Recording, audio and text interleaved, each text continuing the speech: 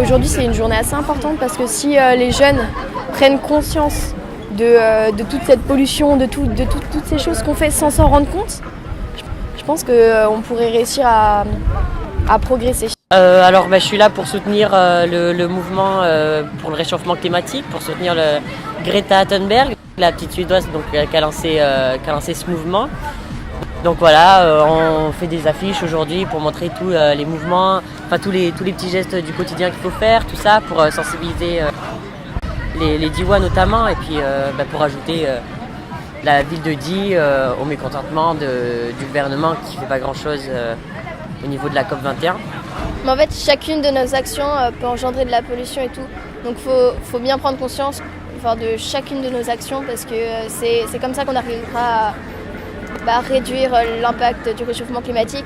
Et c'est aussi, si tout le monde prenait conscience de ça, forcément que les politiques devraient changer parce que les politiques sont élus en fonction du plus grand désir des électeurs et des plus grandes convictions.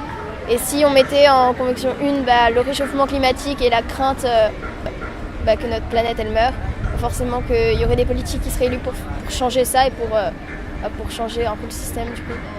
Pour l'environnement, moi je mange pas de viande parce qu'il y a beaucoup plus à manger en fait de la nourriture qu'on donne aux vaches. Et on pourrait nourrir 15 fois plus de personnes que ce qu'on nourrit avec ce que produit une vache en steak, en viande. Donc voilà, et aussi ça produit énormément de CO2 pour la planète et tout, donc au moins réduire sa consommation de viande, ce serait bénéfique pour la planète. Moi j'en mange pas, mais juste la réduire ou faire attention à ce qu'on mange. Moi je suis devenu végétarien pour des raisons écologiques, en partie pour des raisons de maltraitance animale, mais vraiment si on arrêtait de manger de la viande, ça résoudrait énormément de problèmes d'agroalimentaire, ça résoudrait des problèmes d'eau, des problèmes de terrain, des problèmes de carbone et d'azote qui sont relâchés par les bovins et tout ça.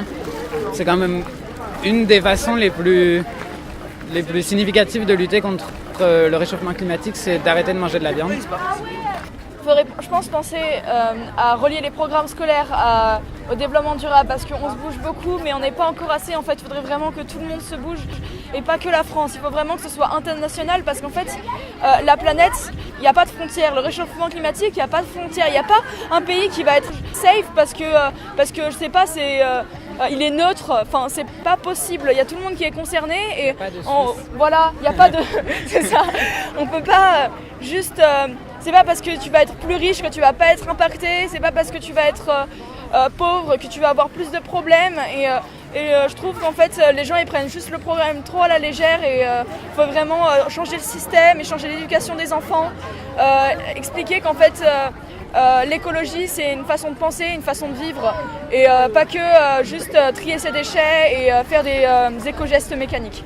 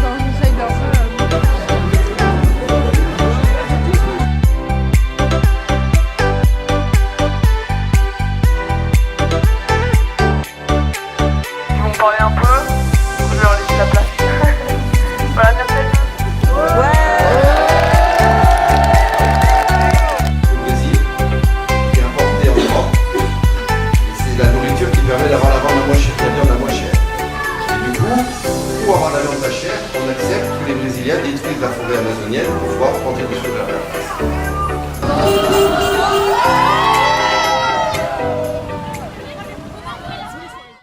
Introduire des cours une sensibilisation pour l'environnement sur les jeunes de plus bas âge. Parce qu'en fait, au final, tout est basé sur l'éducation.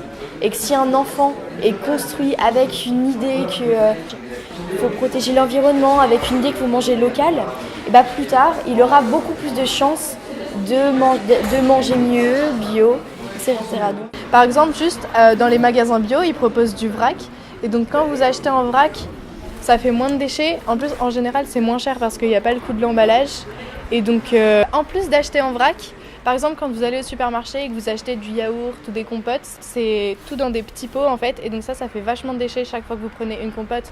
Ça fait un déchet en plus. Il faudrait plus prendre, ils proposent donc des grands pots de yaourt ou des grands pots de compote. Et en plus, vous pouvez garder les bocaux justement et les utiliser pour mettre les aliments que vous avez achetés en vrac. Le réchauffement climatique, c'est surtout dû au CO2. Du coup, il faudrait réduire un maximum la consommation de nos voitures. Et il faudrait plus souvent rouler à vélo pour faire des petits trajets de 1 ou 2 km. Par exemple, quand on descend de chez nous pour aller faire nos courses, il faut éviter de prendre la voiture, plutôt y aller sans voiture, quoi. Ça fait 15 ans que les gens de ma génération, on organise des mobilisations contre le réchauffement climatique. On gagne un peu, on a bloqué des oléoducs, on a bloqué des mines de charbon, on a bloqué des projets destructeurs du climat. Et vous avez trouvé le truc avec les grèves du climat, qui est une vague qui semble assez irrésistible de mobilisation, qui est hyper simple. Chaque vendredi, faire grève du climat, sortir de son établissement scolaire, engager des conversations avec ses parents, avec les adultes. Hello, my name is Kate. I live in Canada.